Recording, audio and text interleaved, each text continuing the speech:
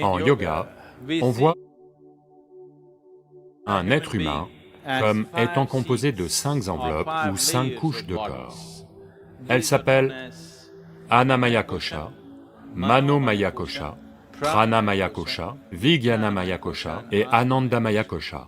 Traduit en anglais, ça voudrait dire Annamaya Kosha veut dire corps de nourriture. Le corps physique que vous avez, n'est que l'accumulation de la nourriture que vous avez mangée. C'est quelque chose que vous accumulez. Manomaya Kosha veut dire une couche d'intelligence qui est capable d'accumuler des connaissances. Mais il y a une couche d'intelligence. Elle n'est pas ici ou là, quelque part. Chaque cellule du corps a sa propre intelligence. Oui ou non? Donc l'intelligence est partout. L'accumulation de connaissances est partout.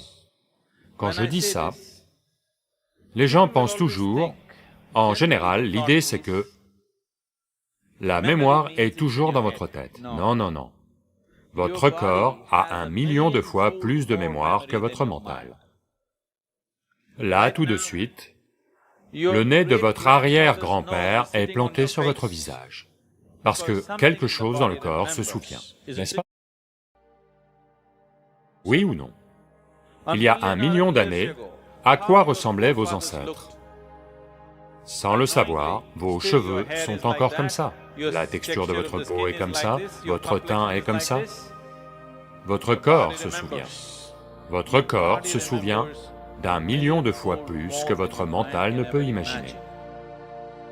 Donc, à la fois en termes d'intelligence, là tout de suite, ce qui se passe dans une seule cellule de votre corps, pouvez-vous logiquement, mentalement ou intellectuellement déchiffrer ce qui se passe dans une seule cellule de votre corps? Une molécule d'ADN, il se passe trop de choses pour le savoir.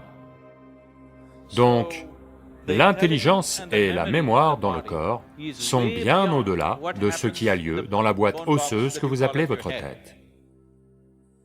C'est juste que cette partie de votre intelligence peut générer des pensées. Et comme vous êtes devenu très attaché à votre pensée, vous pensez que l'intelligence ne vient que de là. Non. Ceci exude bien plus d'intelligence que ce que votre cerveau pourra jamais concevoir. Cela est la science du yoga. Une de ses dimensions, permettez-moi de parler d'un tout petit aspect de cela.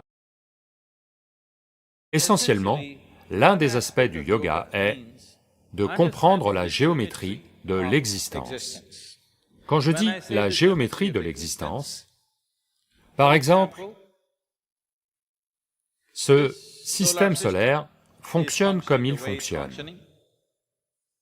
Une chose, c'est que toute cette vie, y compris vous-même, vous marchez tous à l'énergie solaire, n'est-ce pas?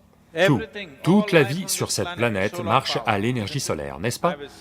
Vous savez, il y a environ 6 semaines, j'étais dans un hélicoptère ouvert. On était à environ 1500 mètres. Tout le monde sait que tous les 1000 mètres, la température baisse de temps, donc vous vous y préparez avant de partir. Mais soudain, il s'est mis à faire extrêmement froid. Tellement froid qu'on a dû descendre.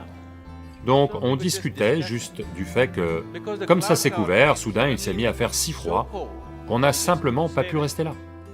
Donc on se demandait, si le soleil disparaît, combien de temps ça prendrait avant que la Terre ne gèle? Dans nos calculs, on s'est dit peut-être 6 mois, peut-être 3 mois, quelque chose comme ça. Puis quand je suis descendu, j'ai vérifié. En 18 heures, tous les océans de la planète seront durs comme de la glace. Ils seront devenus de la glace solide en seulement 18 heures. Donc, vous savez clairement que le Soleil est la source énergétique de base. Tout sur cette planète est alimenté à l'énergie solaire. Donc, la géométrie du Soleil, de la planète, de la Lune et des autres planètes a un rôle à jouer dans tout ce qui a lieu sur cette planète. Toute vie est liée à cela. Maintenant, quand vous dites intelligence, quand vous dites mental, je pense que vous désignez l'intelligence. Si vous parlez du processus de pensée, lui a lieu essentiellement dans les neurones de votre cerveau, ce qu'on sait. Mais si vous parlez du mental en tant qu'intelligence, il est simplement partout dans ce corps et partout dans l'existence. La terre sur laquelle vous marchez est elle-même immensément intelligente. Avez-vous déjà planté un manguier et par erreur il a gaffé et produit une noix de coco? Est-ce qu'il a déjà fait ça? Une telle chose n'a jamais eu lieu. Son voisin direct produit des noix de coco. Par erreur, a-t-il jamais produit une noix de coco? Une telle noix n'a jamais été produite par la nature, n'est-ce pas? Mais en employant votre intelligence logique, bien des fois vous vous retrouvez dans ce genre de situation. Donc, vous devez comprendre cela.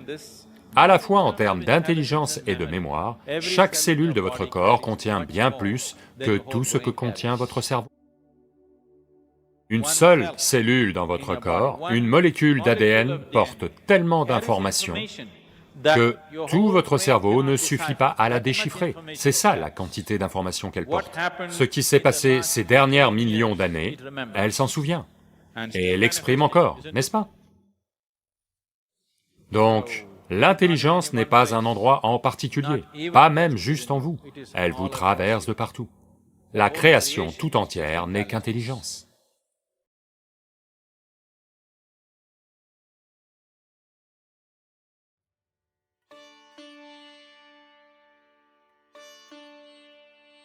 Ces deux yeux ne peuvent percevoir que ce qui est physique.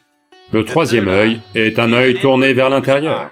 Ta convoitise, ta nature désirante, n'a jamais été à l'extérieur, elle a toujours été à l'intérieur. La convoitise veut dire qu'il se crée un sentiment d'incomplétude en toi et un désir de quelque chose. Quand on dit Shiva, le mot Shiva est devenu synonyme de troisième œil. Le troisième œil, ce que ça veut dire, c'est que ces deux yeux sont pour regarder à l'extérieur. Ces deux yeux sont capables de te montrer la physicalité de l'existence. Ces deux yeux ne peuvent percevoir que ce qui est physique. Le troisième œil est un œil tourné vers l'intérieur. Il ne va pas s'ouvrir sur ton front. Le troisième œil est un œil qui regarde vers l'intérieur. Mais vous avez entendu des histoires où Shiva a ouvert les yeux et a brûlé Kama. En Inde, il y a un dieu de l'amour et de la luxure, appelé Kama. Kama signifie luxure, que vous n'aimez pas regarder directement en face, donc vous en faites de l'amour. Parce que vous avez besoin d'une esthétique. Donc, il se cache derrière un arbre et tire une flèche dans le cœur de Shiva. Toc, elle l'atteint et Shiva est un peu troublé. Puis il voit que c'est Kama, c'est-à-dire que c'est son propre désir qui surgit. Puis il ouvre son troisième œil, un œil de feu, et brûle Kama. Il se cachait derrière un arbre, mais il a été réduit en cendres. Puis Shiva a pris les cendres de ce Kama brûlé et s'en est enduit. J'ai mis fin à ces choses pour de bon. C'est l'histoire généralement racontée aux gens.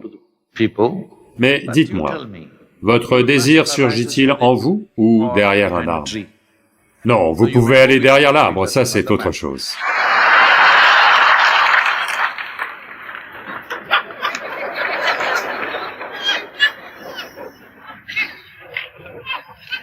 Mais où surgit-il? En vous. Le désir n'est pas suspendu dehors. Ce n'est pas parce qu'une belle femme ou un bel homme est assis là que votre désir apparaît. Parce que le désir, le Kama, est en vous. Donc il a ouvert son troisième œil et a brûlé le Kama en lui-même, pas celui qui est dehors. Parce qu'il n'a jamais été dehors. S'il vous plaît, regardez et voyez. Votre convoitise, votre nature désirante, ne s'est jamais trouvée dehors. Elle a toujours été à l'intérieur. Donc il a ouvert son troisième œil, pas comme ça, vers l'intérieur.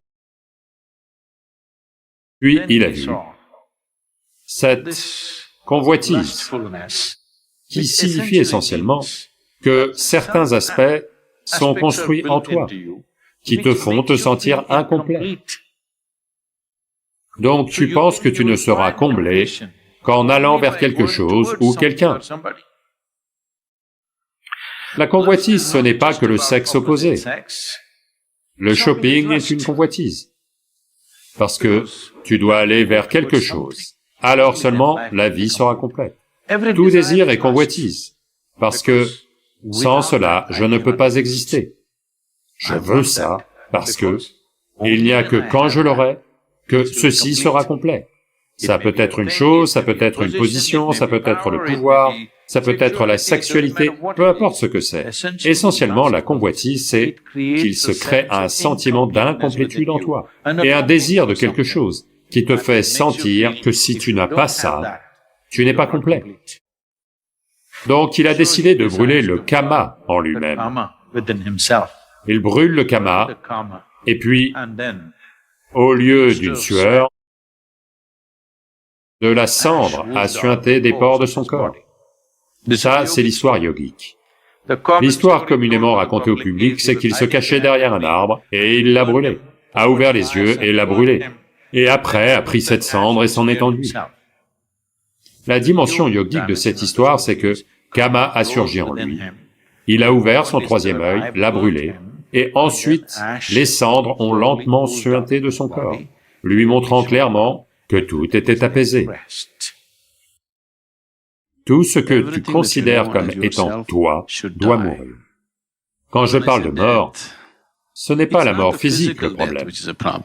La question, c'est de perdre tout ce que tu considères comme étant moi, en ce moment, ta personnalité, ton identité.